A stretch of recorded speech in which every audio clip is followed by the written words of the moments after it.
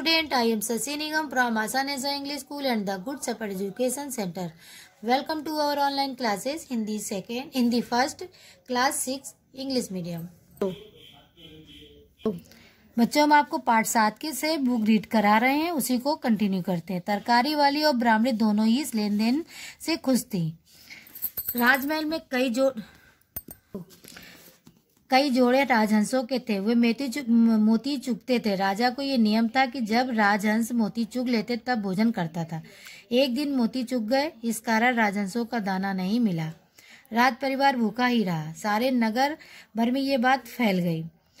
यह समाचार ब्राह्मणी ने सुना तो दोनों ने विचार किया, राजा बड़ा दानी है, शायद आज सब कुछ उसने दान कर दिया है, यहाँ तक कि उसके पास खाने तक को भी कुछ बचा नहीं दिखता है। ऐसी हालत में हम लोगों की उसकी सहायता करनी पड़ती है।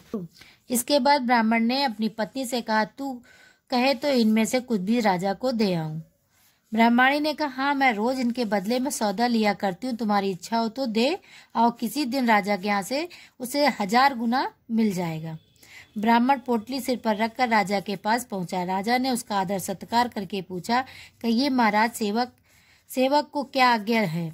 ब्राह्मण ने कहा, महाराज, मैंने सुना है कि आज आपके घर रसोई नहीं बनी है, तो मेरे घर में अनाज तो मेरे घर में है नहीं, परंतु ये एक प्रकार के फूलों के बीज हैं।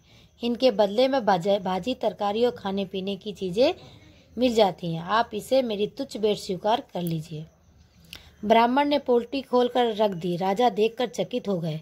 अरे, ये तो मोती हैं। क्या ये सचमुच मोती हैं? ऐसा सोचकर उसने एक मुट्ठी बीज उठाकर राजहंसों के सामने फेंक दिया। राजहंस तुरंत चुगने लगे। राजा को भरोसा हो गया, ये सचमुच मोती हैं। एक एक मोती सैकड़ों रुपए की कीमत का है। Thank you.